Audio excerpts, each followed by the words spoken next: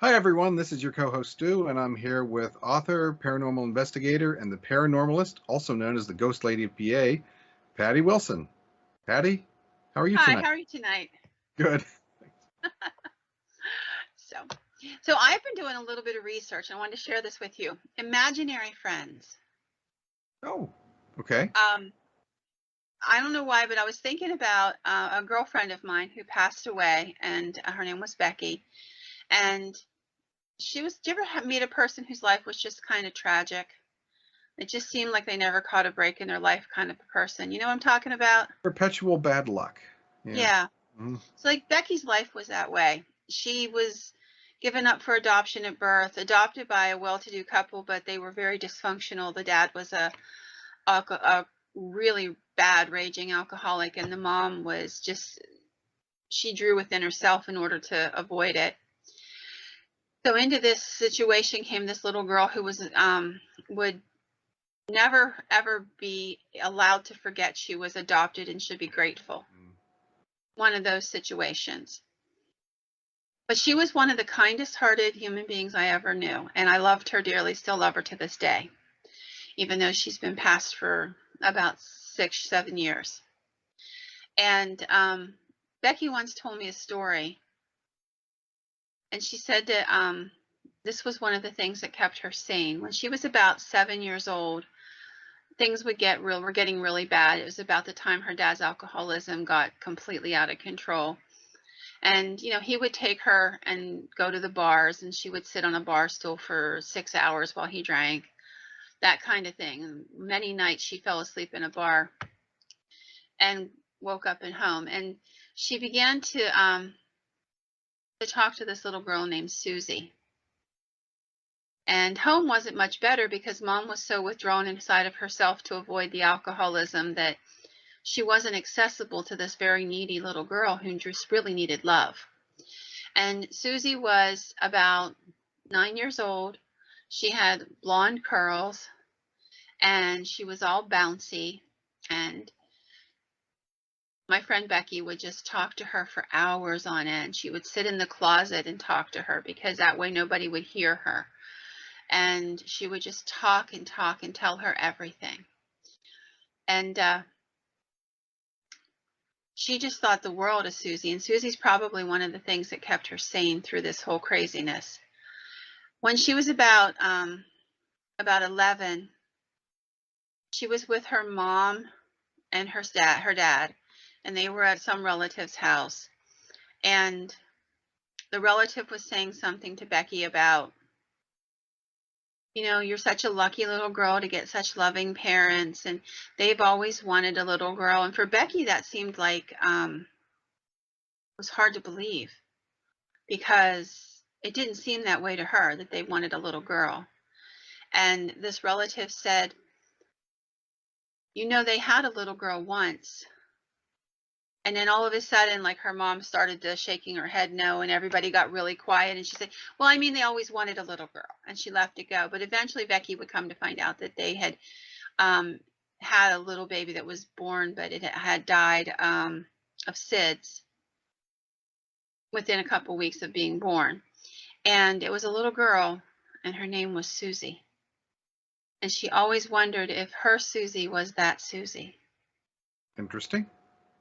So, you know, so those that's a story that had been in my head. And for some reason, like I said, I just started thinking about imaginary friends. And I'll tell you another one that I actually know about. I wrote about this one. In Altoona area, there was a little girl. I'm going to change everybody's names because both families still live in the region, and I don't want to upset anybody. Fair enough. So we're going to call the little girl Anne. And when she was about 3 years old, her parents bought a house in Altoona. And it was a big old row house. They moved in, and Anne began talking to Mrs. Stevens. That's who she called her, Mrs. Stevens. And whenever they would ask her, she'd say, she's my friend. So they just assumed she had an imaginary friend. But as time went on, they would question her, you know, so what's Mrs. Stevens doing? And, you know, who is Mrs. Stevens? And Mrs. Stevens was an old lady, kind of a grandma type. And she was thin and she had curly white hair and she lived in the house. But when Mrs. Stevens lived here, she baked bread all the time. And she lived on the second floor in my bedroom, and downstairs was a store, and it was always hot. And, and as she grew up and she started to get older, she could express herself more. And eventually they began to wonder if it was a ghost or if it was really an imaginary friend, because this was very specific information, and it was, you can justify a kid having a friend that's an imaginary friend if it's a kid, another kid, or a teddy bear or something like that. But who picks an elderly woman as their imaginary friend when you're 4?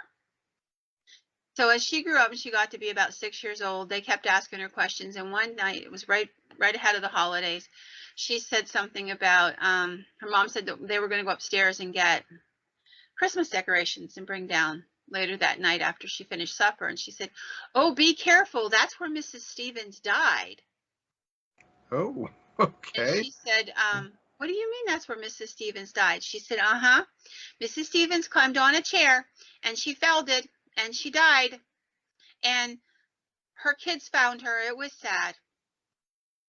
So grandma is sitting there, her grandmother is sitting there having dinner with the family, and she has heard of Mrs. Stevens and she knew bits and pieces of the story. So she thought, I wonder if there's anything truthful about it. And she began to do some research on the house. Around the turn of the 20th century, the house was owned by a Mr. and Mrs. Stevens who ran a bakery on the first floor and lived on the second floor of the house. The grandmother managed to find a relative who was still alive, who knew the Stevens family. And the story was that Mrs. Stevens was impatient. And when Christmas came, she was up in her 70s. She went upstairs to get the stuff out of the attic because none of the kids showed up to help her. And she didn't have the patience to wait. Climbed on a chair, fell, and hit her head. And when the kids got there later that night, one of them found her in the attic. So it was, for everybody else, a story of an imaginary friend. But for this little girl, this was a dear friend. In fact, the house would eventually be condemned because there was an accident that damaged it. And the family felt so strongly that this woman was real that they made a special trip back to the house to invite her to come with them so that she wouldn't have to be there once they tore the house down. Did Mrs. Stevens take them up on the offer? At that time, no. I've not heard anything since. But I just think that I was thinking about those stories, particularly Becky's story of Susie, and thought, I wonder how many of these imaginary friends are ghosts or entities of some sort. That's surprising you say entity, because when you started out talking about imaginary friends, my mind immediately went to The Exorcist and Reagan's imaginary friend, Captain Howdy. Yes. Well, not all, and not all ghosts and not all, entities are pleasant. So I kind of did a little research, and there's a whole gambit of different types of entities, and some of them are ambiguous. Like the next one, there's a writer by the name of Barlow Adams, and he wrote a lot on Reddit and different places, and he told a story about his own daughter, who was 9 years old at the time. And he said she had this imaginary friend, and at first it was all good and everything seemed fine. It was, again, a woman, not a child, that was the friend. And one night he was asking her, what does the lady look like, your friend? What does she look like? And she said, "Oh, she's okay. She's fine." And he said, "Well, what's her name?" And he said, the little girl said, "Well, she's the lullaby lady." And he's like, "What do you mean the lullaby lady?" He said, "That's what she tells me. She's the lullaby lady." And he said again, "Well, tell me, is there anything about her that's distinctive? Anything, different?" She said, "Well, she's got no skin on her hands." And that was very disconcerting, because that would not be what one would expect to hear out of a 9-year-old. Yeah, no kidding. Well, he was writing about this, and he put out this post, and he was shocked when he shared this on Twitter, and immediately people came back and said, "Oh my God, my child's talked about the lullaby lady."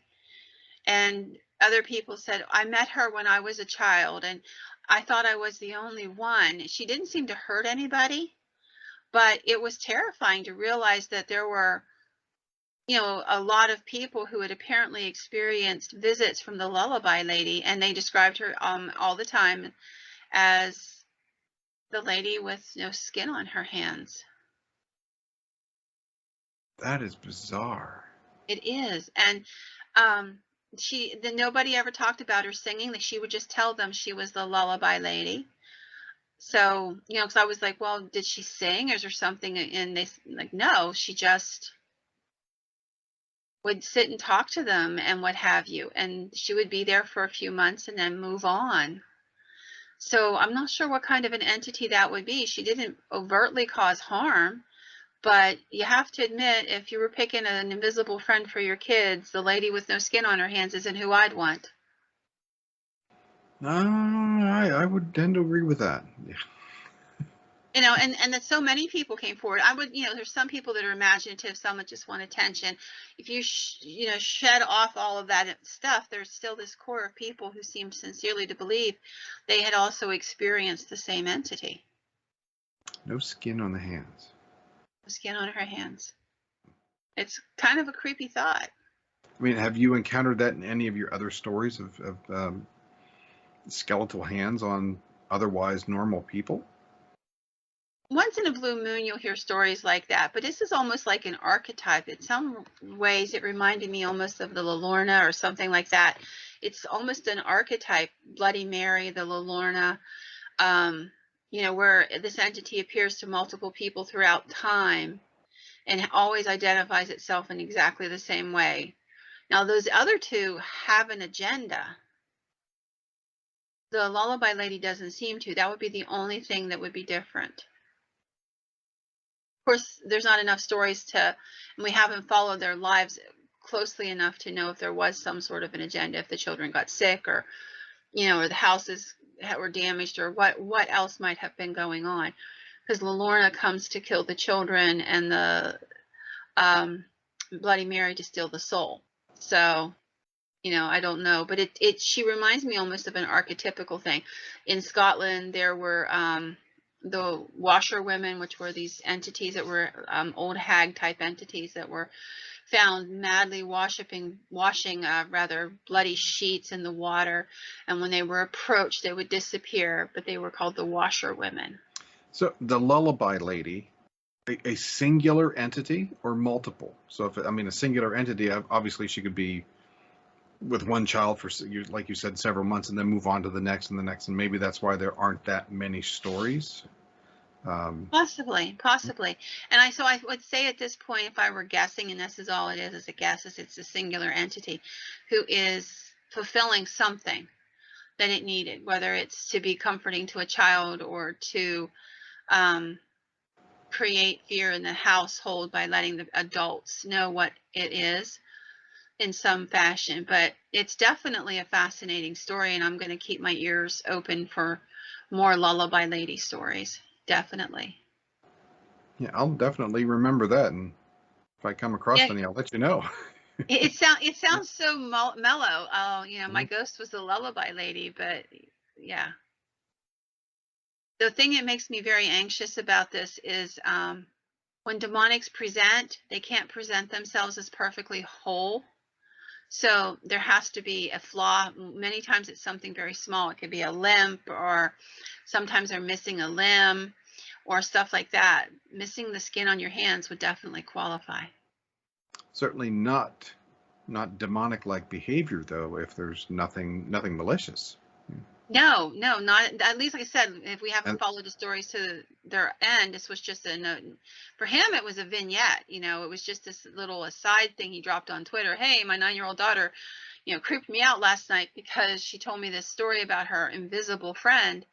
And he was shocked by the amount of people who replied back and said, "Oh my God, I think I know who she's talking about. I used to see her when I was little." I bet you got more just like that, don't you? A few, but some of them are bad and some of them are good. Okay. So,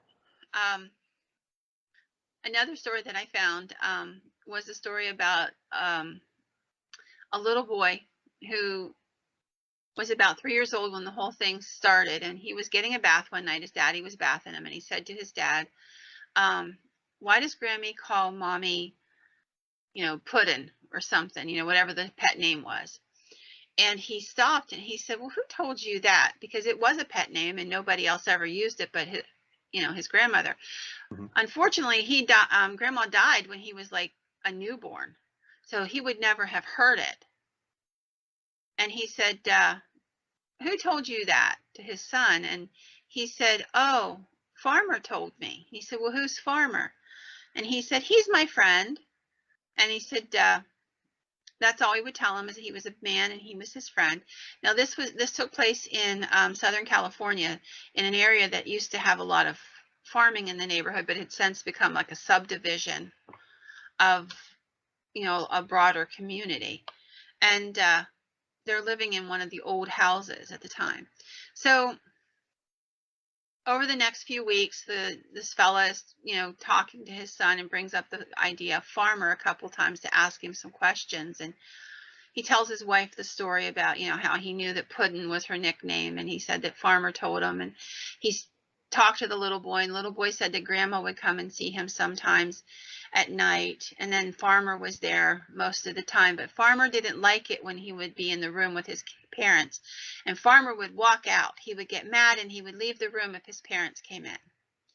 And just something about it put the guy's hackles up, and he said, "Why does he not like it?" He said, "I don't know, but he doesn't like it. He just wants to talk to me all by myself, and he doesn't like it if Grandma's in the room, and he doesn't like it when you and Mommy come in. So then he goes away." So one night, in the middle of the night, they had the baby monitors things going, and they heard the little boy saying to somebody in the room, "I can't be friends with you anymore because Grandma said I'm not allowed." And the guy got up and walked over to the doorway, and the little boy was talking to what looked like thin air to him. And the little boy said again, "You got to go away, Farmer. Grandma says you're not good for me, and I got to listen because she's my Grammy." And he said after that, the boy never mentioned Farmer anymore. And when he asked about it, he said, "Oh, Grammy said he had to leave." So did Grandma come back to keep the peace and make sure that her little grandson didn't get in a bad situation? Sounds that way. It does indeed. So, maybe this one wasn't a imaginary friend or a ghost. Maybe this was something more dangerous, and Grandma decided to put the kibosh to it while she could. Yeah, when you said subdivision in Southern California, immediately I thought, tell me it's not called Cuesta Verde. No, not Cuesta Verde. Okay. So we're going to come all the way back to Pennsylvania for this next story. This was a couple, and we're just going to call them Jim and Bonnie. Jim and Bonnie had several miscarriages before they ever successfully carried a pregnancy through to fruition.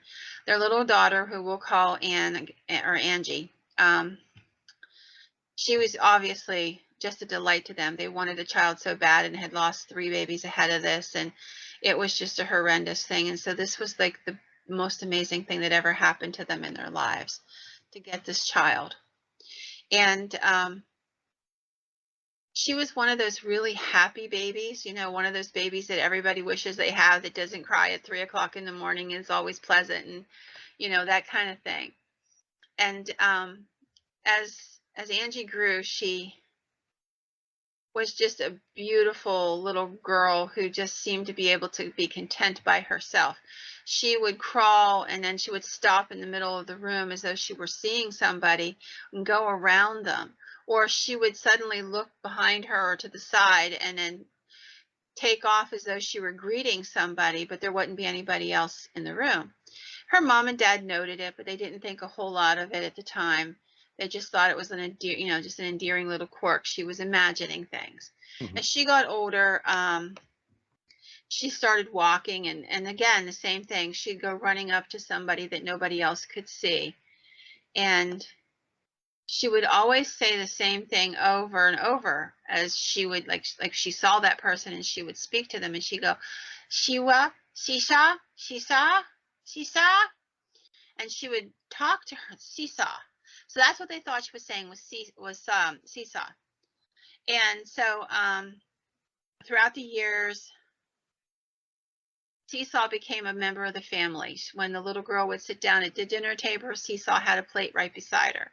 And when it was bath time, Seesaw got in the bathtub with her. And when it was bedtime, Seesaw wanted to hear such and such a story. And she just became the quintessential part of their lives, which so many families deal with when they have imaginary friends in their children's lives. And through the years, it just became part of their fabric, and they didn't say a whole lot about it. They had talked to a doctor about it, and they're like, oh, that's great. Some kids are just really imaginative. She'll grow out of it. And one day, Angie's playing dolls, and her mom's sitting there talking to her and said to her, it's time to come on out. I'll get Seesaw her plate, and you guys can sit in the table at the kitchen and eat. Again, just part of the fabric of who they are by now. And Angie turned around and she said, her name's not Seesaw, Sasha. She's my sister. And Mom froze. Oh. You see, nobody knew but her and her husband and her parents that she had carried a baby 6 months, not quite to term, had to deliver this baby born dead, and that they had named her Sasha Michelle Esau. And she began to believe that Sasha, or Seesaw, was the spirit of her daughter who didn't make it. Through the years, as this child grew up and she grew into a young woman, she would explain to her mother that Sasha was a spirit without a body. That's what Sasha told her. I'm your sister and I'm a spirit without a body. And they became very, very close. And for most of her life, Angie would talk about seeing Sasha. She described her as a glowing light, but not like a light from a bulb. It just kind of self-illuminated from inside. She spent most of her childhood and well into her adulthood, actually, talking about Sasha. Just a fascinating story. And then as she became a young adult woman, Sasha seemed to fade away and disappear.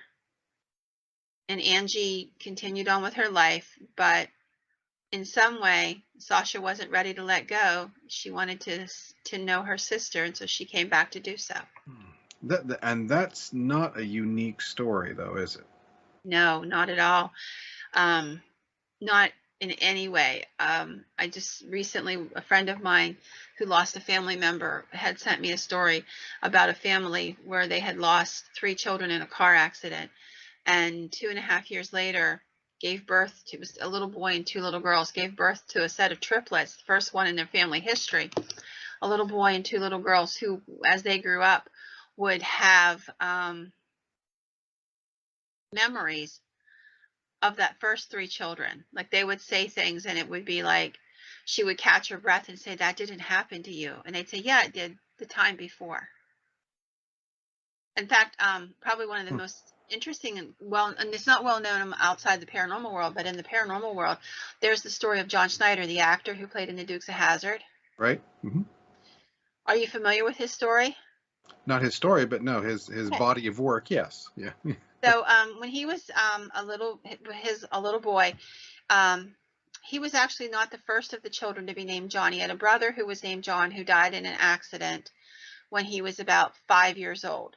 And as John Schneider was growing up, he would say things to his mother that would cause her to take pause. And she believed that he was the reincarnation or the spirit of her dead son, John, from the very get-go. So, I mean, I don't know what caused them to decide to name both those little boys John, if it was a family name or what it was. But he said one of the stories, he was 6 years old, and she said to him, you sit at the table and eat. I don't want you to climb up on the cabinets and fall. And he said, like when I fell out the window.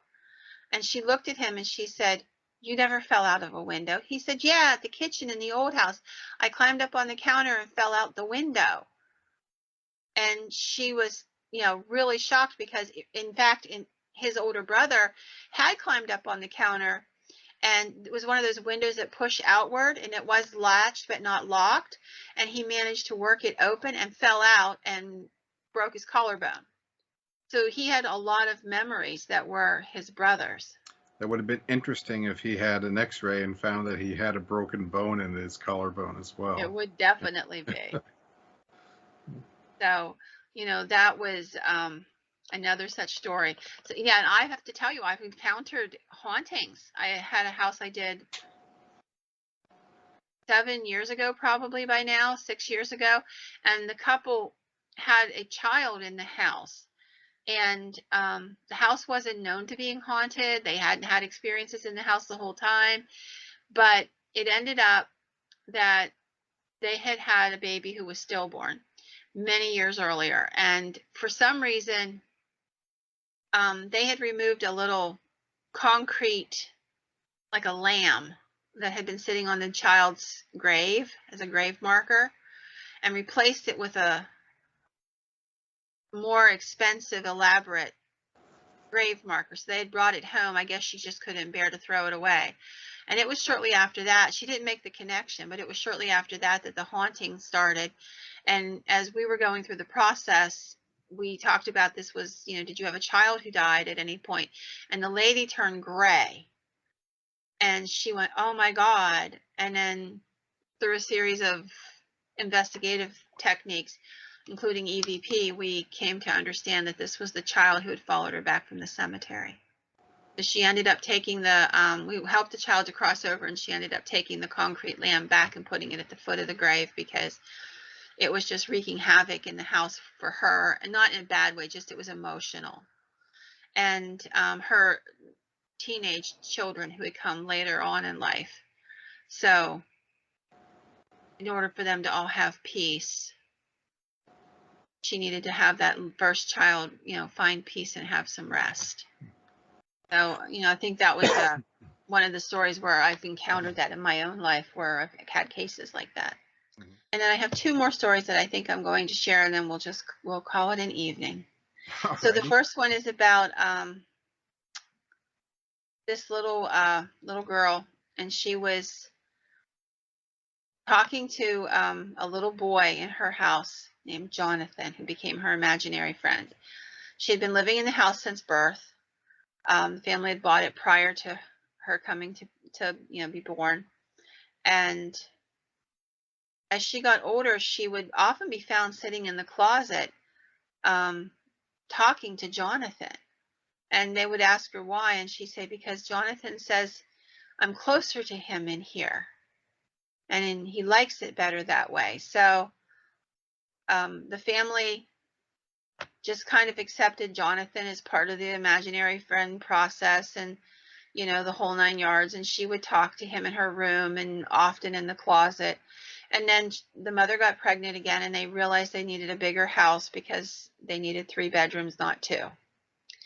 So they made arrangements to sell the house, and the new owners contacted them, and they said, is there something strange about the closet in your daughter's old bedroom? And they're like, no, there's nothing. And they said, well, we think there is. We're gonna remodel and tear that closet out. It just gives us the creeps.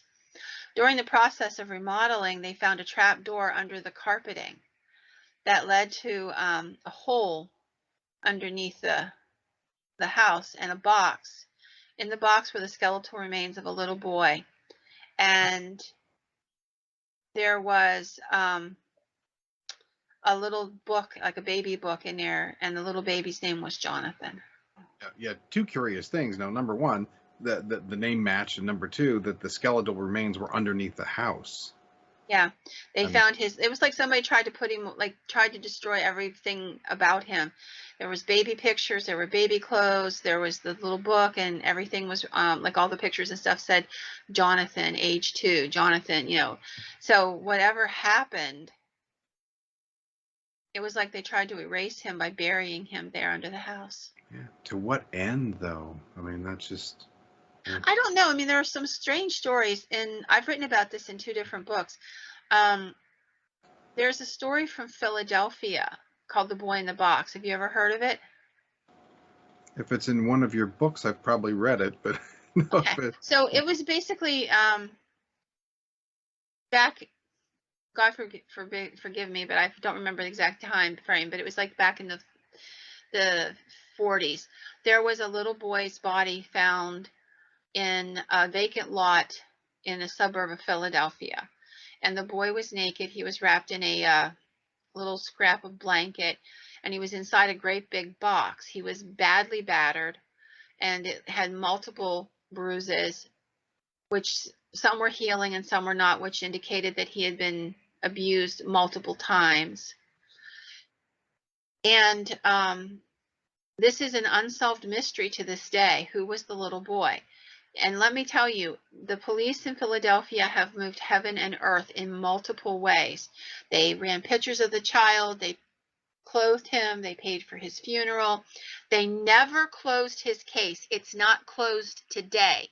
When an officer gets that case, any leads that come up on the boy in the box case, they will still pursue to this day because they want to give him back his name. That's important to them. They paid for his funeral.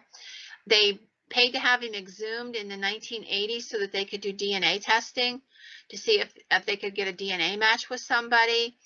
And then to rebury him. And when somebody retires, they hand off the case to the next person who's chosen to take it on. And they vowed way back when that they would never close this case until it was solved. Now, probably 80% or 90% of the players are dead. They found multiple leads throughout the years, but nothing that ever panned out. They tried figuring out where the box came from, what kind of blanket the child was wrapped in, where was it being sold, who bought it.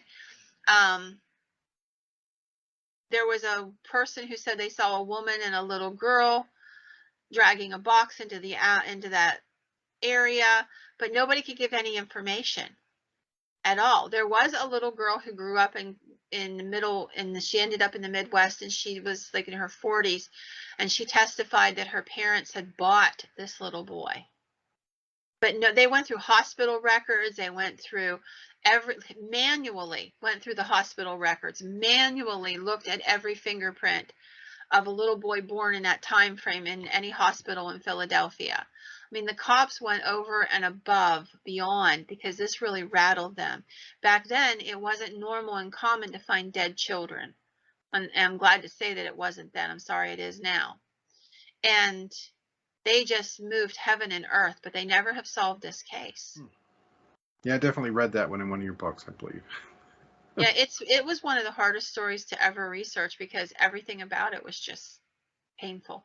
Tragic. Yeah. It is. It's just painful. I mean, I'd sit there and read for half an hour and bawl because and when you look at his pictures, because they do have his pictures, the police took a lot of pictures because they wanted to have that for evidence of the bruises of the little boy's face. And what happened was a beautiful little boy. So it was, just a terribly tragic story in that respect. So I'm going to share one last story, and this one is a truly creepy story. Oh, save the best for last, did you? Perhaps. So I'm not sure many people have heard of this gentleman, but his name is Ricky Cole, and he allegedly murdered several people. And then in 2013, he was beaten to death by a man by the name of Jason Coate.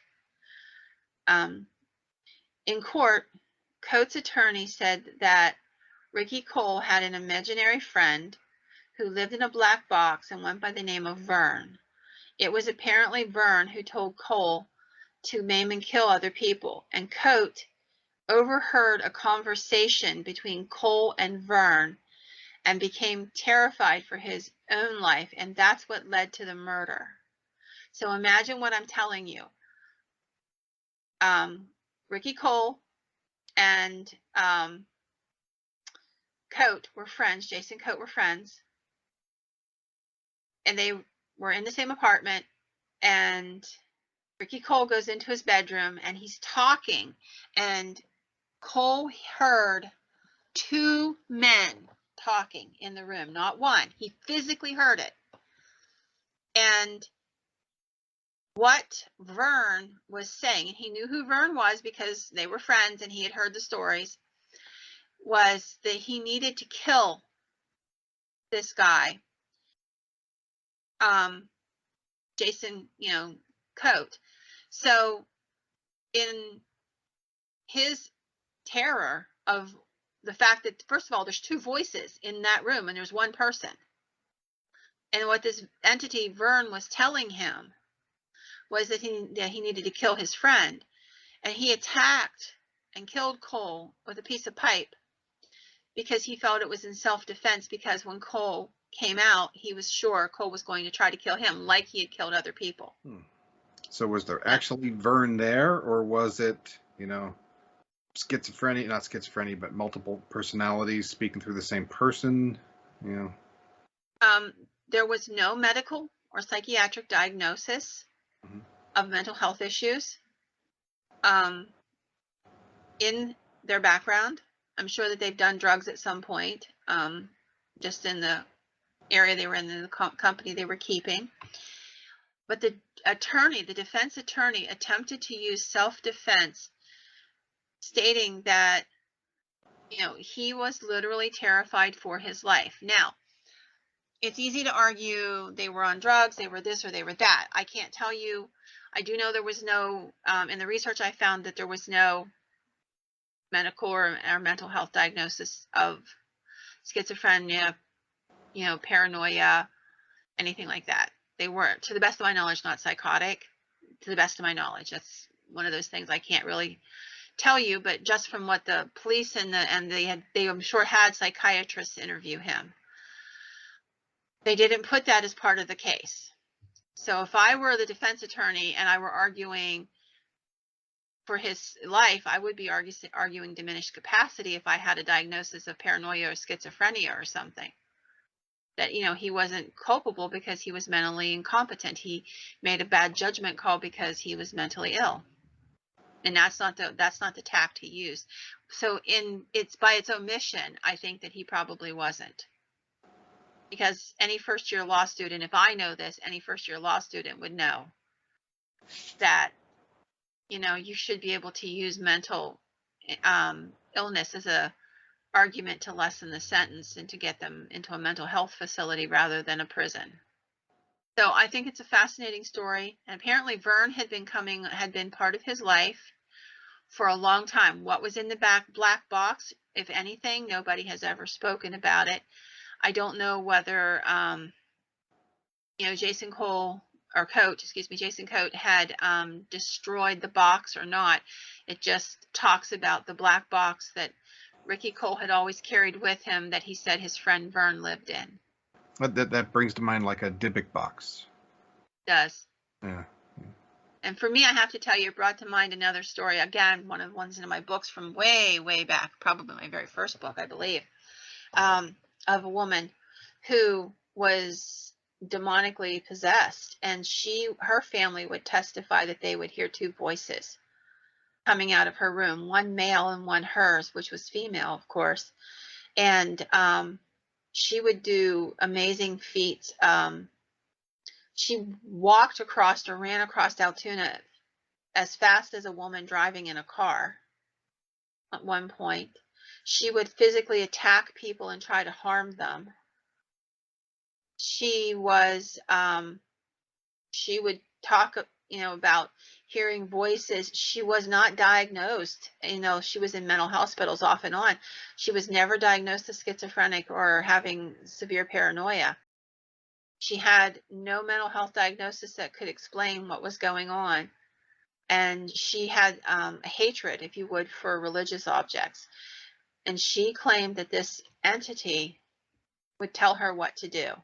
And I have to tell you this, I knew this family personally on a personal level. One of her brothers was one of my mom's best friends, and he talked about she attacked their mother one day and beat her up. So his wife came and took the mom away and took her to a hospital to get medical help. And he went to the house to try to corral his sister, who was in her early 20s, and they were going to try to have her committed again. And she was committed multiple times, and every time she would be completely normal and within weeks, come out of the system and then start back up again.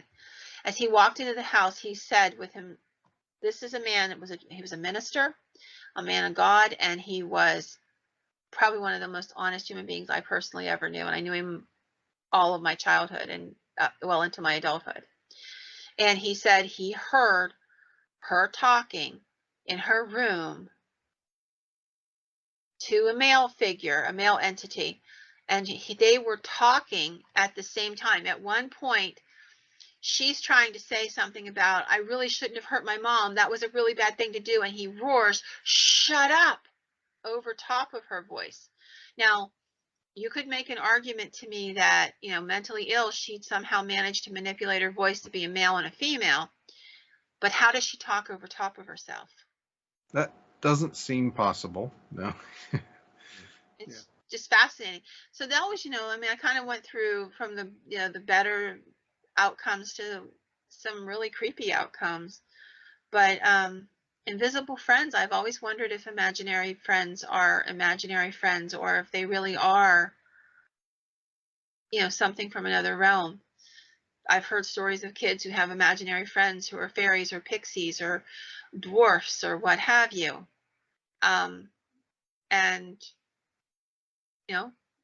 are they real? There's a huge, long folklore history of each and every one of those things, and not just in one country either. They're in almost every country in the world. So what were they? How did they become part of our collective conscious? Well, isn't it generally accepted that children are more receptive to the supernatural than adults are, in general? In general, yes, it is. And they're more likely to I'm not going to tell you that adults don't see this stuff, because I've heard many stories which usually start out with things like, now if you ever tell anybody I said this, I'm going to tell them you're lying. But and then they start with the story of whatever it was that they saw. But children have that naivete to just say, well, I'm telling the truth, so it's okay to tell the grown-ups this. They don't question themselves. They don't self-edit. They don't think, well, my mom's going to think I'm crazy. They just say what they actually take to be truthful, and they go from there. Now, do kids ever just have imaginary friends that are imaginary friends? Of course they do. I'm sure they do. Everybody has them. I used to talk to my bear, Biffy, and Biffy was real, just so you know. He was a big red bear with a lily on his head. I don't know why I made him a boy, but he was a boy. But, when I was a little girl, but I also knew he wasn't real. I mean, I knew he was a stuffed toy, and he really didn't talk to me. I just pretended. But I knew it, and I knew my mom knew it. And Biffy wasn't going to get me out of any kind of trouble I was in, because, I wasn't going to be able to pull that card. My kids used to have Mr. Nobody. They would all say, he became an entity in our house, figuratively speaking, because I would say, who broke the lamp? Nobody. Oh, Mr. Nobody was here again. But we all knew, it was a joke. It was a different thing than when you're serious about it. And kids don't have filters either when they talk, typically. No, not at all. They say whatever they see, hear, feel, think, even if it's misconstrued, or they don't recognize that they're upsetting their grown-ups right away. Excellent stories tonight. Thank you.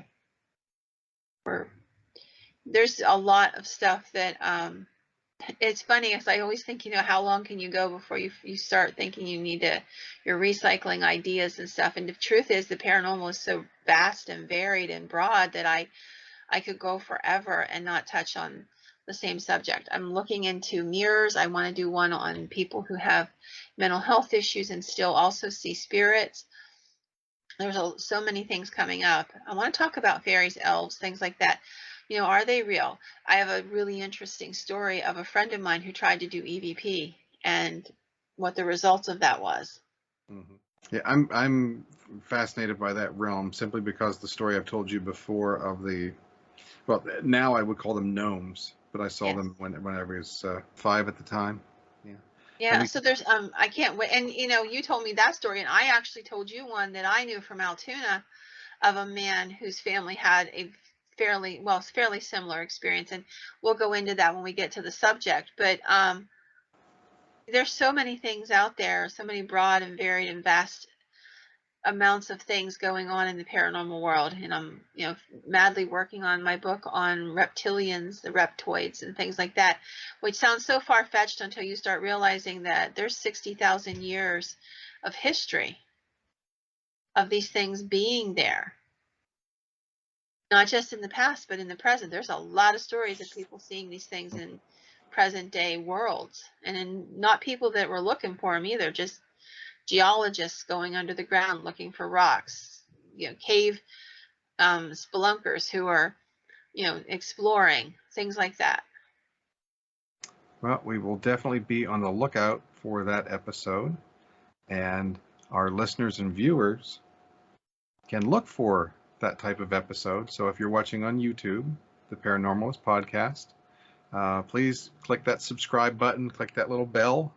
And if you do that and you click the bell, then you'll be notified when we create new content, when Patty decides to grace us with the ideas that she's had or the stories that she's had. And I know I can't wait because I'm a subscriber too. So, and then we also have our Facebook page, the Paranormalist Podcast, and you can also email us at paranormalist@theparanormalistpodcast.com. And if you're concerned about anonymity, don't be, because we're certainly not going to do anything with your information without your express permission. I've done cases for 30 years that I have never talked about because the people didn't want me to. So I'm pretty good at keeping a secret. Plus, in my day job, I have to keep secrets all the time. Alrighty. So until the next time, and I know I will try to get this episode out as quickly as possible. I apologize to everybody. I had to take a week off, we had to take a week off because I had to work an entire weekend. So yeah, I had no time for us to record an episode. So initially we were going to do a couple more today, but yeah, that didn't pan out either. So we'll see if we can get them in as soon as we can. And we do appreciate every viewer, every listener. So please come back, and we do appreciate you. And have a good evening, everybody. All right. Good night, Patty. Good night.